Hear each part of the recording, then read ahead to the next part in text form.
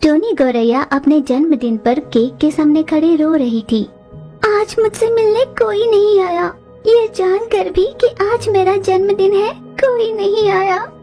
आखिर मैंने क्या गलती की कि मेरा कोई दोस्त नहीं, कोई रिश्तेदार नहीं। यूं टोनी रोए जा रही थी। आखिर टोनी के साथ ऐसा क्या हुआ, आखिर उसके परिवार में ऐसा क्या हुआ था, ये जानने के लिए हमें टोनी की कहानी जाननी होगी। वो एक सुंदर सा जंगल था। उस जंगल में टोनी अपने माता पिता के साथ खुशी से रहा करती थी। टोनी के माता पिता मंत्र विद्या जानते थे। किसी भी तरह की बीमारी को वे अपने मंत्रों से दूर भगाया करते थे। इसलिए उस जंगल में रहने वाले कई तरह के पक्षी उनके पास आकर सहायता मांगते, उनसे समाधान का परिष्कार पाकर पैसे देकर चले जाया करते। उसी कमाई से उनका परिवार चलता था। यूँ कुछ दिनों बाद उस जंगल में पक्षियाँ एक के बाद एक मरने लगी। आखिर ये किस वजह से हो रहा था, ये किसी के समझ में नहीं आया। उस जंगल का मुखिया बाज एक दिन सभी पक्षियों से कहने लगा, ना जाने क्यों मुझे लगता है इन सब के पीछे उस टोनी के परिवार का हाथ है। हाँ, पता नहीं क्यों मुझे भी ऐसा ही लगता है। क्यों ना आप टोनी के परिवार को यहाँ बुलाकर एक बार बात कर लो। लूसी की बात बाज ने भी मान ली। फिर टोनी के परिवार को पंचायत में बुलाया गया। उस पंचायत में बाज ने टोनी के परिवार से कहा, पिछले कुछ दिनों से जंगल में एक एक कर पक्षियों की जान जा रही है, पर सभी को तुम्हारे परिवार पर ही संदेह है। इस पर तुम्हारा क्या कहना है? ये आप कैसी बातें कर रहे हैं? हम सबका भला चाहते हैं, हमने कभी किसी का बुरा नहीं चाहा। हाँ, ये सही कह रहे हैं, हमने कभी किसी का बुरा नहीं चाहा। आप हमें गलत समझ रहे हो। यहाँ पर हो रहे किसी के भी मौत का कारण हम नहीं है। इस तरह सभी के सामने हमारा अपमान करना सही नहीं। ये कहते हुए उसने दुख जताया। ठीक है, अब जा सकते हो। ठीक उसी रात उन दोनों पति पत्नी की भी मौत हो गई। अपने माता पिता को यूँ देख टोनी खुद को संभाल न पाई।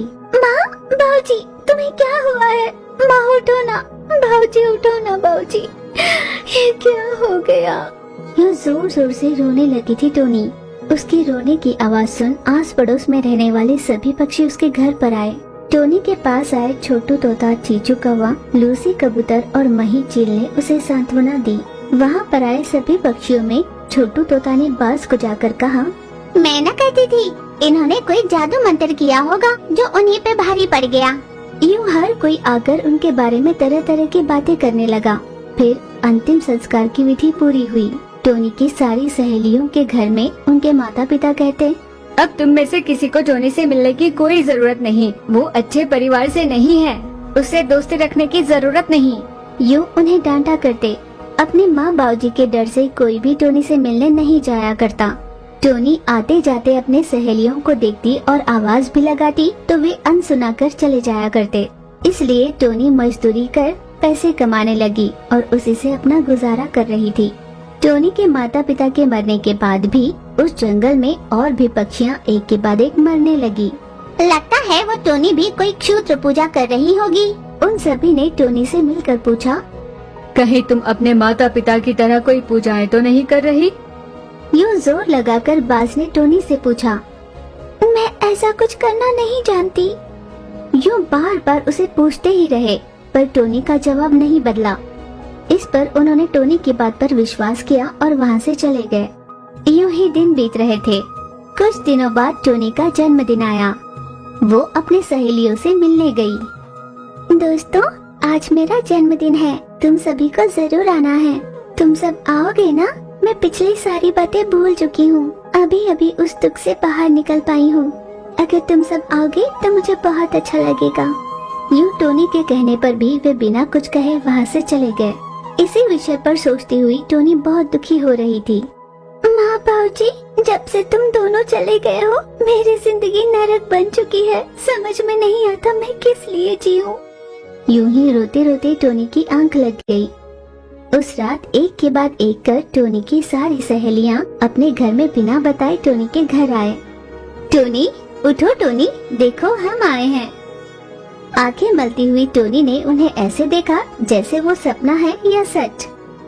टोनी, आज तेरा जन्मदिन है ना, इसीलिए हम सब तेरे लिए उपहार लेके आए हैं। हम सब घर में बिना बताए यहाँ आए हैं। सभी ने उसे उपहार दिए। Happy birthday to you, Happy birthday to you. Happy birthday dear Tony. Happy birthday to you. May God bless you dear. Happy birthday, happy birthday, happy birthday to you. यूं उन सभी ने गाना गाया। ये सब देखकर टोनी की आंखें खुशी से भर आई। दोस्तों, तुम सब यहाँ पर आए, मुझे बहुत अच्छा लगा। सच कहती हूँ, बहुत अच्छा लगा। अचानक उसकी आंख खुली तो समझ में आया कि ये सपना था। हकीकत में ना सही, पर सपने में तो सभी दोस्त आए थे। मुझे बहुत अच्छा लगा। पर अचानक जैसे उसने सपने में देखा, उसकी सहेलियां सच में उसके पास आई। लूसी ने कहा, हम सब घर में बिना बताए तेरा जन्मदिन मनाने आए हैं और तेरे लिए उपहार लेकर आए हैं। जल्दी से केक कटिंग कर लेते हैं और हमें घर जाना होगा, वरना हम जान से जाएंगे। फिर टोनी ने तुरंत केक कटिंग की। सभी ने तालियां बजाकर उसे बधाइयां दी।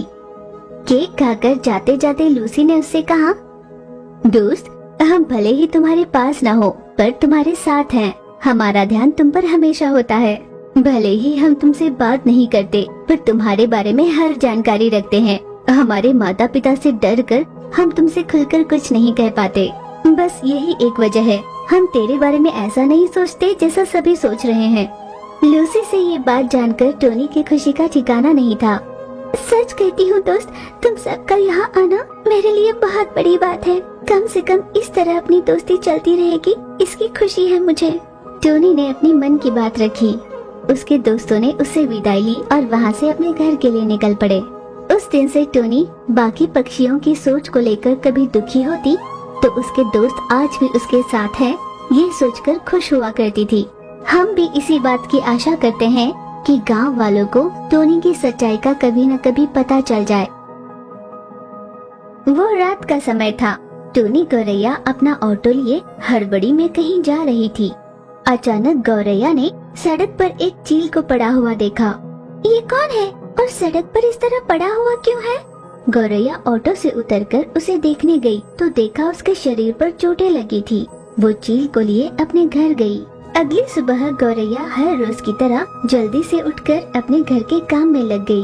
इतने में टोनी का पति घर लौटा। पलंग पर सोए चील को देखकर उसने पूछा, कौन है ये और यहाँ क्यों आया है? मैंने कभी नहीं सोचा था तुम ऐसी निकलोगी। टोनी के पति ने उसका गलत मतलब निकाला। टोनी उसे सच्चाई बताने की कोशिश कर रही थी, पर उसके पति ने उसकी एक नहीं सुनी। अब मुझे तुम्हारी कोई जरूरत नहीं। अपने बच्चों को जिंदा रखोगी या मार डालोगी, तुम्हारी मर्जी। ये कहकर गुस्से से वहाँ से चला गया। गौरैया ने अपने पति को मनाकर रोकने की बहुत कोशिश की, पर उसने उसकी एक न सुनी और वहाँ से चला गया। बहुत देर के बाद चील को होश आया। उसने खुद को नई जगह पाकर वो कहाँ है यूँ पूछने लगा। तुम रो क्यों रही हो? क्या हुआ है तुम्हें? उस चील के पूछने पर गौरैया ने उसे सारी बात बताई। ये क्या हो गया? मेरी वजह से तुम्हारे साथ इतना बुरा हो गया? ये कहकर वो माफी मांगने लगा। इसमें भला आपकी क्या गलती है? गौरैया ने उदास होकर कहा। चील वहाँ से चला गया। टोनी हर रोज की तरह अपने बच्चों को स्कूल छोड़कर ऑटो चलाने निकल पड़ी। उसे रास्ते में उसकी जिगरी दोस्त लूसी कबूतर दिखाई दी। ऑटो चला रही अपनी सहेली को देख लूसी ने उससे पूछा, अरे टोनी, तुम ऑटो क्यों चला रही हो? आखिर ये सब क्या है? टोनी ने रोते हुए अपने सहेली से कहा, लूसी, मेरे पति की सेहत बिल्कुल ठीक नहीं रहती। मैंने हर मोड़ पर उनका साथ दिया है। उनकी सेहत ठीक नहीं होने की वजह से मैं ऑटो चलाकर अपने परिवार की देखभाल कर रही हूँ, पर मेरी की हुई एक मदद की वजह से मेरा घर बिखर गया। उसके पति का उस पर शक करना और घर छोड़कर चले जाना सब बताया। टोनी, मैं तुम्हें बचपन से बहुत अच्छे से जानती हूँ। तुम्हारा मन कितना निश्चल है ये भी जानती हूँ। तुम्हारे पति को ऐसा नहीं करना चाहिए था। तुम्हारे साथ ये सब हुआ, ये जानकर मुझे बहुत बुरा लग रहा है। कुछ दिन यूं ही बीते। टोनी को पता चला कि उसके पति का देहांत हुआ है। सुनिए, आप मेरे ही वजह से चल बसे हो।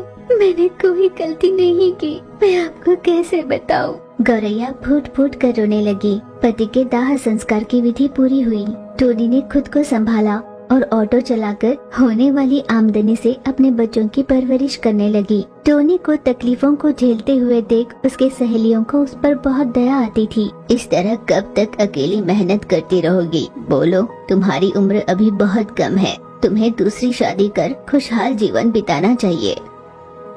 नहीं नहीं, मैं दूसरी शादी नहीं कर सकती। अगर उन्होंने मेरे बच्चों का ध्यान नहीं रखा तो मैं और भी ज्यादा दुखी हो जाऊंगी। मेरे बच्चों के लिए मैं चाहे जितनी भी मेहनत कर लूंगी। मैं चाहती हूँ कि वे दोनों पढ़ लिख कर बहुत बड़े बने। टोनी के ये कहने पर चीचू ने कहा, ठीक है, जो तुम्हें सही लगता है वही करो। यूं ही कुछ और दिन बीते। छोटू तोता ने भी उसके पास आकर यही बात कही, पर टोनी ने उसकी बात भी नहीं मानी। यूं ही दिन गुजर रहे थे। एक दिन टोनी का सामना उस चील से हुआ जिसकी उसने कभी मदद की थी। अरे आपको देखकर बहुत अच्छा लग रहा है।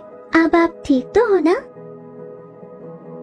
मैंने तुम्हारे बारे में बहुत कुछ सुना है। मेरी वजह से तुमने बहुत कुछ झेला है। अनजाने में हुई गलती के बदले मैं आपके लिए कुछ करना चाहता हूँ। मैं आपसे शादी करना चाहता हूँ। चील की कही बात सुनकर टोनी गौरैया हैरान हो गई। ये आप कैसे बातें कर रहे हो? उस दिन जो हुआ सो हुआ। मेरी शादी हो चुकी है और मेरे 2 बच्चे भी हैं। भलाई इसी में है। आप अपनी इस सोच को बदल लो। किसी सुंदर से पंछी से शादी कर खुशी से जी लो। नहीं, चाहे मुझे जितने भी बरस लग जाए, मैं तुम्हारा ही इंतजार करूँगा। चील की ऐसी बातें सुनकर टोनी गौरैया गुस्सा हुई और वहाँ से चली गई। पर चील हर रोज टोनी गौरैया के घर जाता और उसके बच्चों की जरूरतों की चीजें उन्हें दिया करता। बच्चे चील से अच्छे से घुल मिल गए थे। मैं आपके आगे हाथ जोड़ती हूँ, हमारे घर पर मत आइए। आस पड़ोस वाले न जाने हम दोनों के बारे में कैसी कैसी बातें कर रहे हैं। मैं आपके आगे हाथ जोड़ती हूँ, हमारे घर मत आइए। टोनी गौरैया की बातों से चील को बहुत दुख हुआ। वो वहाँ से चला गया। इतने में चीचू, छोटू और लूसी उसके पास आए। टोनी, तुम गलत कर रही हो। तुम्हारा भला चाहने वाला कौन मिलेगा तुम्हें? मेरी मानो उससे शादी कर लो, तुम्हारी जिंदगी बदल जाएगी। जो हुआ उसके बारे में सोचना छोड़ दो। वो बहुत नेक है और साथ ही साथ उसके पास धन दौलत भी बहुत है। आज मैं तुम्हें एक राज की बात बताती हूँ। तुम्हारे पति ने तुम पर शक नहीं किया था। वो ये चाहता था कि तुम अपनी जिंदगी में आगे बढ़ो। वो जानबूझकर ही यहाँ से चला गया था। फ्लैशबैक। अपने आखिरी समय में टोनी के पति ने चील से कहा, मेरी पत्नी बहुत अच्छी है। शादी के दिन से आज तक मैंने उसके लिए कुछ नहीं किया। और बच्चे मेरी पहली पत्नी से हुए थे, जो उसकी सगी बहन थी। बस बच्चों के लिए ही शादी हुई थी। इसके अलावा हम दोनों में कोई रिश्ता नहीं। मैं तो बीमारी से ग्रस्त हो गया। उसी ने ऑटो चलाकर घर चलाया है। मैं उसे छुटकारा दिलाना चाहता था, इसीलिए मैंने उससे ऐसी बात की। मैं चाहता हूँ कि तुम टोनी से शादी कर लो। तुम दोनों खुश रहोगे तो मेरी और मेरी पत्नी की आत्मा को शांति मिलेगी। उसकी बात सुन चील ने कहा, मैं वादा करता हूँ कि मैं टोनी से शादी कर लूँगा। इस तरह टोनी के सहेलियों ने उसे सारी बात बताई। टोनी खूब रोने लगी। माँ, हमारे माँ के चले जाने के बाद तुम हमारी माँ बनी थी ना? अब उनसे शादी कर हमारे लिए पापा भी ला दो। इस तरह बच्चों ने अपनी माँ से कहा। उसकी सहेलियों के भी बार बार कहने से टोनी आखिरकार शादी के लिए मान गई। चील से शादी करने के बाद टोनी गौरैया की जिंदगी पूरी तरह से बदल गई। चील बहुत धनवान था। बच्चे अच्छे स्कूल में अब पढ़ने लगे थे। अब उनका जीवन खुशहाल था।